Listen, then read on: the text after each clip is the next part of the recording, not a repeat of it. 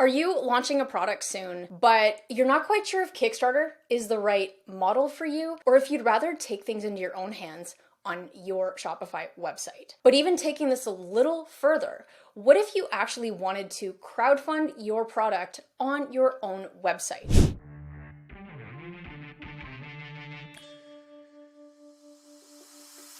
Hey guys, welcome back. In this episode, we have Kurt Elster of not only the host of the unofficial Shopify podcast, he's also a 10-year Shopify veteran, but he is the founder of the Crowdfunder Shopify app, which is an app that enables you to actually run a crowdfunding campaign straight on your Shopify store. We have so much to get into today. I'm actually really pumped for some of the gold that's going to come out of this. So be sure to stick around and grab your notebook and let's get into it. So Kurt, I'm so happy and excited to have you here. Sure. I'm Kurt Elster. I've worked in e-commerce my entire adult life. And I started with selling t-shirts on eBay in college for beer money and moved into, it was a channel manager selling auto parts on eBay. And pretty soon not knowing what I didn't know, I said, I am going to build my own e-commerce platform. Guess what? That's really hard. Didn't work out. But it did get me into an e-commerce agency, which within a couple of years, we had discovered Shopify. And once we said, why are we doing anything else? Why don't we niche down and just do Shopify exclusively? Yeah. That's when my career really took off. And along the way, started a podcast to go along with that. Podcasting is near and dear to my heart as a content marketing channel. And had a client who said, hey, we've had success with crowdfunding campaigns, but can't we just do this on our own site? Like, is it even possible? And so we thought maybe, and built it as a proof of concept. And then when it worked really well, we said, wait, I wonder if we could package this as an app, like with convenient theme settings, so just anybody could do it. And that became the Crowdfunder app.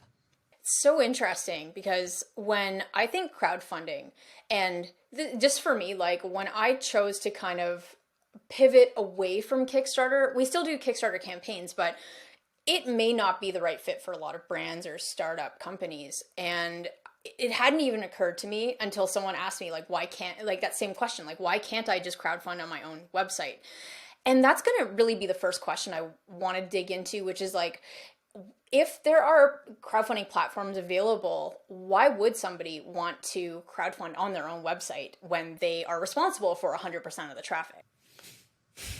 Well, I think the advantage is in the question.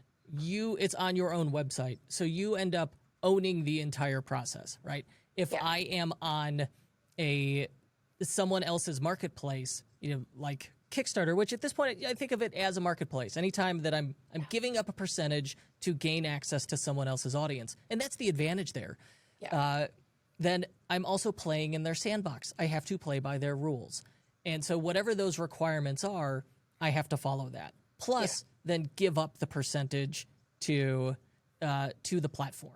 Versus if I'm running it, if I already have my own website, I have my own brand, and I have that audience, well, why can't I just do things myself in the way that my customers are probably already comfortable with if they've purchased already? Yeah, because if there's always a education element that brands kind of miss with Kickstarter, where when they go to Kickstarter for the first time, you're now training your audience to go to Kickstarter and shop with Kickstarter for that product, as opposed to just staying on the website and shopping where they're already used to. And there's an education element where a lot of people, no matter how big Kickstarter is right now, a lot of people have never purchased anything on Kickstarter, pre-ordered anything on Kickstarter, and they don't even know what it is or how to use it because Kickstarter is adamant that they're not an e-commerce platform. So there's this whole element of trust that if you're an existing brand, your customers already like, know, and trust you. They're used to shopping on your website. So why not just keep that there versus be like, hey, we're just going to do this other thing you may or may not have heard of before. Yeah. No, I think you nailed it. So what about using Crowdfunder or just crowdfunding on your own website when it's your first product and you have no audience and you're really just getting started? Oh, that's when I would think hard about what you want to do. And it comes down to, like, if you have a restricted good that you can't sell on a marketplace, like stuff with CBD, that's the kind of thing where it's like, well, restricted good, now you got an issue. And so there you definitely want to be able to run it on your own site. But if you're going to go that route, you really have to think about, hey, how are we going to build this audience? And I don't know the answer to that. Like, that is always the hard part, is how do I go from 0 to 100 fans? Yeah. If that is part of that larger plan and you know how you're going to do that, great, go for it. The advantage there is, like, from day one, you will have the audience and they will be on that journey with you, right? It's more than just crowdfunding. I think the thing that people miss and get tripped up on is it's audience building, crowdsourcing, where you need to really include them in the product development as much as you can. And then now we're going to ask them for money, right? Once they are invested and interested and have developed somewhat of a relationship with you, okay, now you can go out there and request their money for whatever product you're trying to crowdfund. And it's because, like, developing a product's expensive, right? If I want to go get, I want to make something plastic, or it needs to be injection molded. Well, getting molds made, you could spend $10,000 to $30,000 just on the molds for injection molding. Oh my gosh, I know. And then maybe you made that product and those molds are wrong. Oh, and that's another like 20 grand you're going to shell out, right? So the advantage and the necessity there is big. But if you're that customer, like, who wants to be the first one buying from an unknown brand for an unknown thing, on an unknown platform? That's what you understand when you picture it that way. You're asking for a lot from a stranger. And so you need to go through, a months-long process of developing the audience, surveying them, talking to them, working with them, sharing transparently everything you're doing. Yeah. And that helps them understand why you need to crowdfund. Like, if you're out there sharing, like, okay, you said you wanted X, Y, and Z features. We heard you, and you took like poll after poll. And then, all right, we sourced that. We figured out how to do it. Here's what it's going to cost. And when you're transparent about that and you go, hey, like, this is what it's going to cost. And so, it's going to be 50 grand to develop this, and we need to raise 25, and then we'll put in another 25. So we have skin in the game too. Now it's very attractive to them. And there's just a whole, like, audience building, trust building, hype building. There's so much more that has to occur for probably like a year straight before you get into the actual, hey, give me money for my crowdfunding project. Yeah, completely. And so when it comes to the process of actually launching and doing that crowdfunding campaign on your website, I know, like, Kickstarter has their standard 30 to 60 days that you can run the campaign, and you set a goal to raise X amount of dollars. So in that case study you just shared, where if you need $50,000 for, like, molds, prototyping, etc., you set your goal for, say, 25 or 50. That's how much you need to raise in order to realize your project. So when it comes to just launching a pre-order campaign on a website that's not crowdfunding, you're not sharing those sales numbers publicly. People are just kind of blindly pre-ordering, and that's kind of it. There's no goal. It's like open-ended. Whereas with Crowdfunder on your own Shopify site, there is that goal. People are bought in. I'm curious if there's a time limit or what sort of settings and customization your app lets people have around, like, the timelines and that sort of thing for their campaign. So as far as the settings that the app enables, for timeline, you set whatever you want. If you want it to end a minute from now, it'll probably do it. If you want it to end a year from now, it'll let you do it. That's cool. But what we've discovered is 30 to 60 days, that's actually the right answer, right? Kickstarter has that requirement either because they know that's what works, so they're going to protect you from yourself and force you into that time frame, or we've had Kickstarter telling us that Kickstarter campaigns should be 30 to 60 days long for so many years that that is what we accept as, like, that's how it should work. But it kind of doesn't matter, because 30 to 60 days, that's the right answer. Yeah. What's nice about the app that we've found people do is, while the campaign's running, you can extend it, you could shorten it, like you could change those goals, the timeline, the goal, as you wish. And so like, oh, you're almost there and we're like a day off, we're going to extend it, tell your friends. Like that's an option now that you have because you're managing it yourself. Yeah. Does your app do updates, or is that more up to their email CRM to do that? No, I did. It is a feature that people have asked for because like that is talking to the audience 100% is a part of running the campaign. Yeah. However, if you are already running your crowdfunding campaign with Crowdfunder and then you're emailing me to ask how you should send your updates, I mean, the hard truth is you're probably not going to be successful because if you don't have a process in place for communicating to your audience and you haven't been doing that for months to a year already, that's just kind of it. Why do you expect them, these total strangers that you haven't spoken to show up and give you money for something you may or may not produce? Yeah. And if you don't make it, they have to trust you to refund them. Like it's too big an ask. It is. Too big an ask, and all the risk seems to be on the customer end up until you get funded and then actually go produce a product at that point, right? So how do you... We've had some client accounts like PayPal accounts get paused during pre-order campaigns, and payment gate, just because like sometimes brands don't deliver just in general. Sometimes things are delayed. Other times customers think like, oh, I haven't heard from this company for a while, so I'm going to, claim this as a fraudulent payment. So it ends up bringing their like whatever score that's called down. And so how do you guys have any problems just running Crowdfunder on websites with payment gateways on a pre-order model? Or so I personally use and enjoy PayPal. However, I would not use it for running a large pre-order campaign because we've all heard the horror stories. PayPal locked my account. PayPal froze my funds. And you need that cash to be able to develop the product to deliver it to the customers. And they're saying like, well, we don't know about this. We're going to hang on to this. I need that money. Yeah. Whereas a majority, just because it's on Shopify, a majority of people running those campaigns use Shopify payments, just like a regular credit card processor. And as a result, we've not seen issues with that. The requirements are be transparent upfront, which if you're doing things right, this should not be an issue. But as long as you make it abundantly clear, this is a pre-order. If it doesn't get funded, this is what happens. You could choose to go forward with it, or you could choose to refund. That's your choice.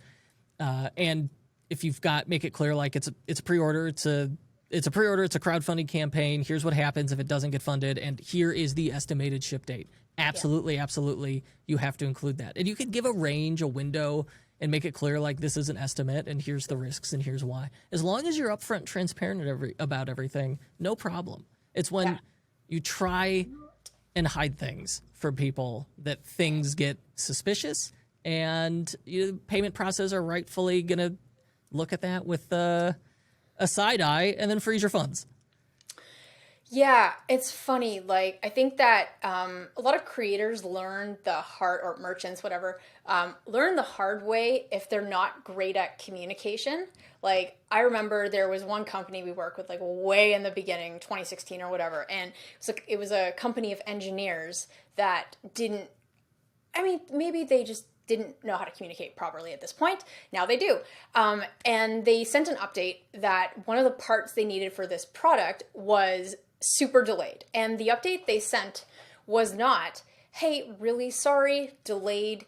Here's the next steps, and here's some good news to like try to gain some trust. Instead, they're just like, hey, this part is delayed. We don't know when we're getting it. And it was like, end of update. And then his whole team goes like dark for 3 months. And suddenly I literally had the press, like the UK press, calling me to be like, hey, would you like to comment on the scam that was your client running away with this money? I was like, that's not what's happening.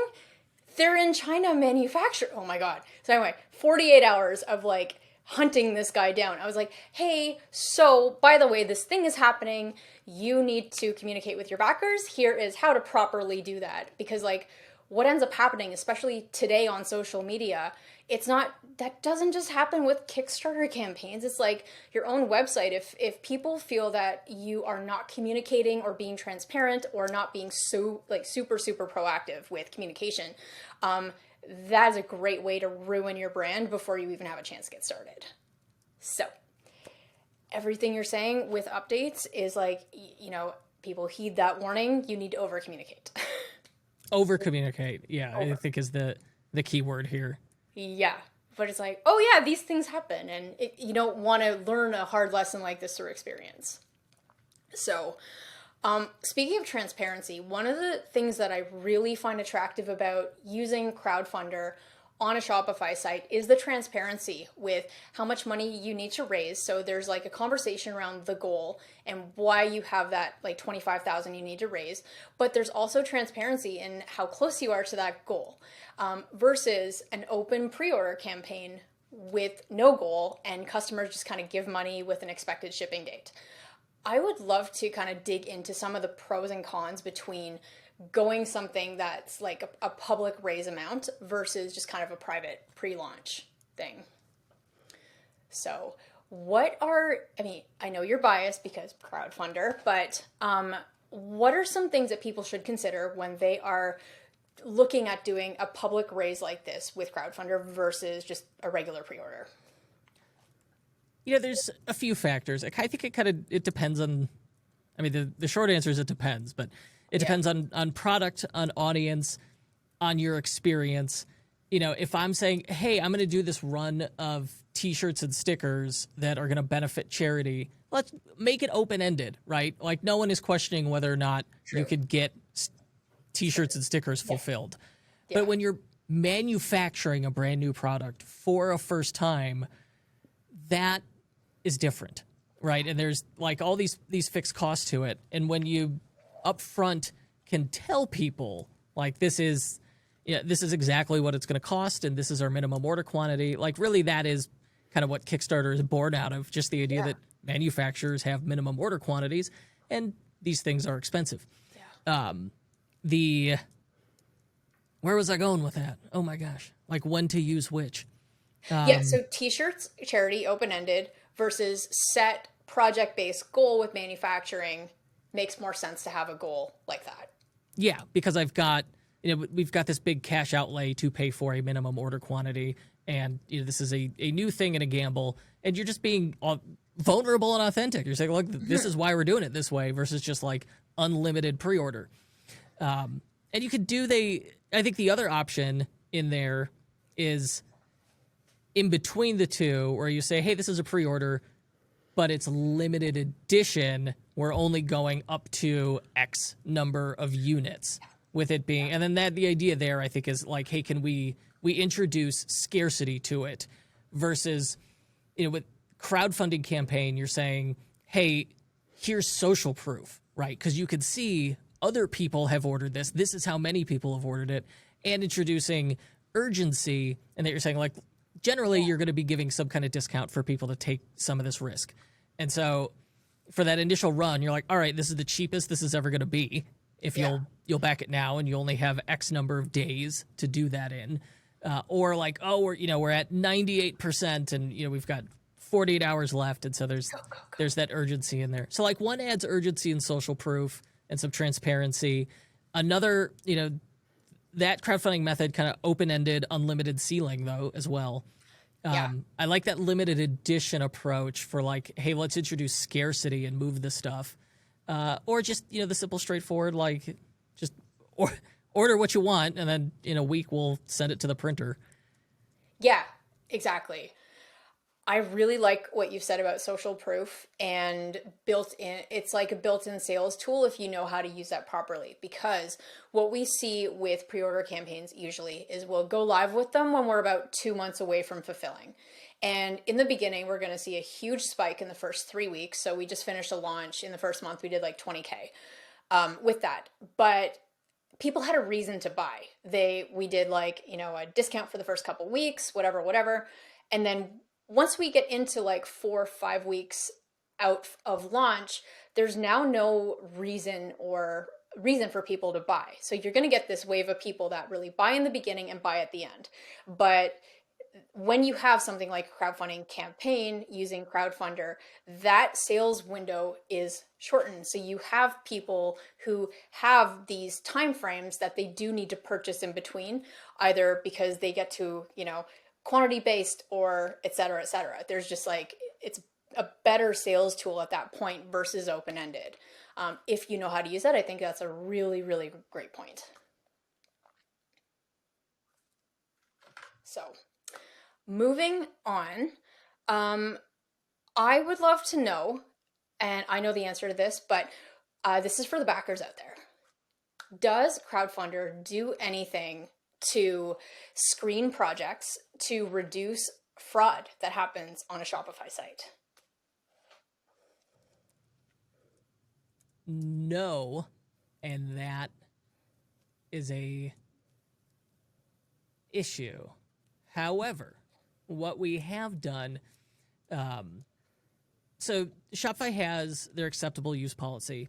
The payment processor also does some vetting with the merchants. So like those two do vetting with the merchants. And then it's not been an issue, but during COVID, we did see some sites that we said, hey, that they would install Crowdfunder. And like we see a log of them, and many of them do get checked. We take a look at it. Or obviously, if you make a support request, we see it. Of course. And when we do see the site and it looks sketchy, we'll flag it with Shopify. And we'll say, hey, just thought you should take a look at this. And then it's not been an issue recently, but certainly like during like 2020, we saw some things like with people raising money supposedly for like PPE, and where I'm like, there's some red flags here, and we'd flag it with Shopify, and a few I don't know what the review process was, but some of them they would shut down.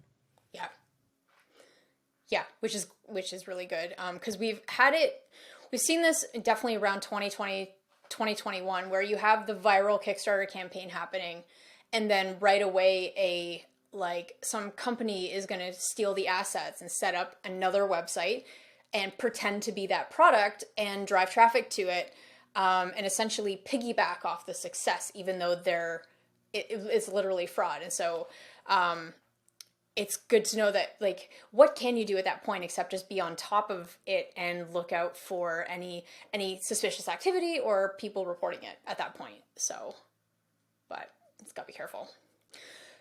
So this has been great. I love to ask if there is anything else I should have asked you today that I haven't.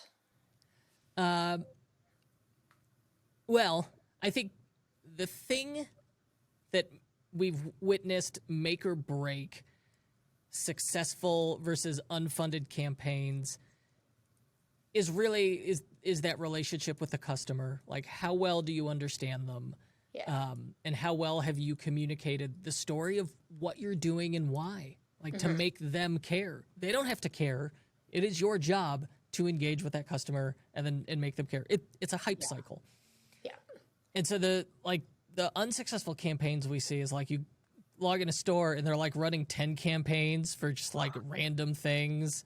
And they're like, we got to get 10 of these and we'll ship them. Like, what? Yeah.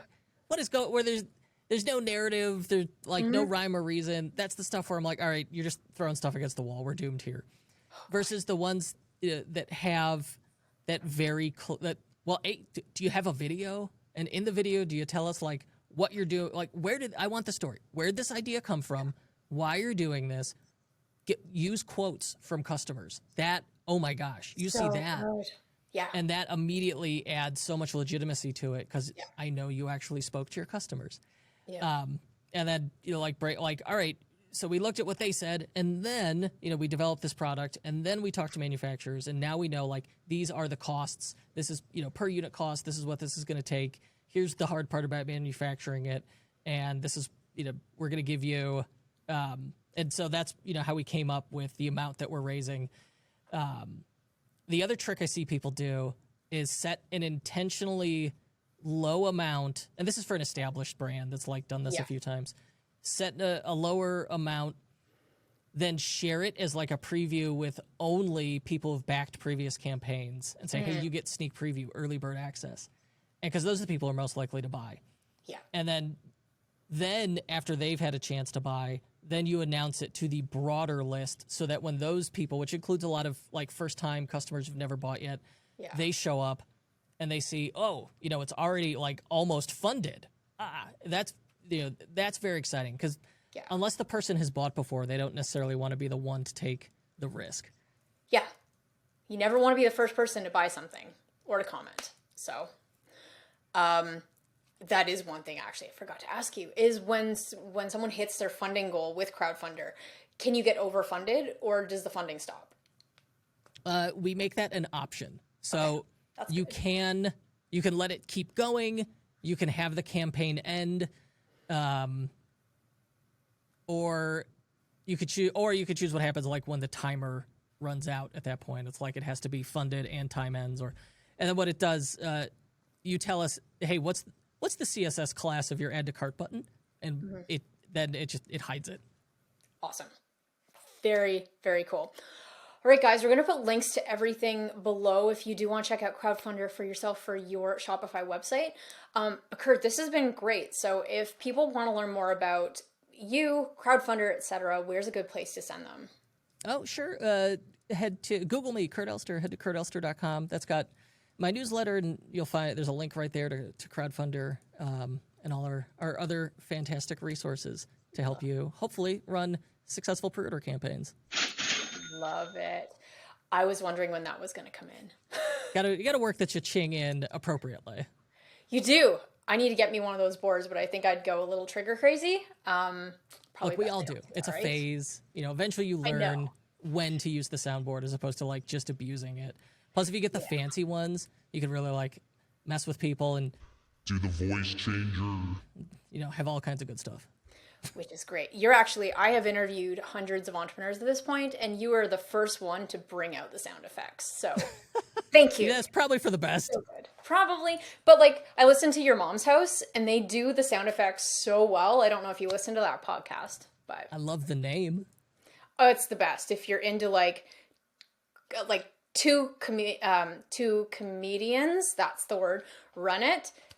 It's phenomenal. It's a huge show. So definitely check it out.